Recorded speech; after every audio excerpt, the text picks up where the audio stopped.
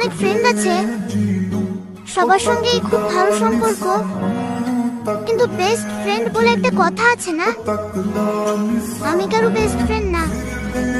আমার best friend থাকলেও আমি কারোই বেস্ট ফ্রেন্ড না। আমি বন্ধু মহলের সেই 3 নাম্বার ব্যক্তি, যে থাকা না থাকায় কখনো প্ল্যান ক্যান্সেল হয় না।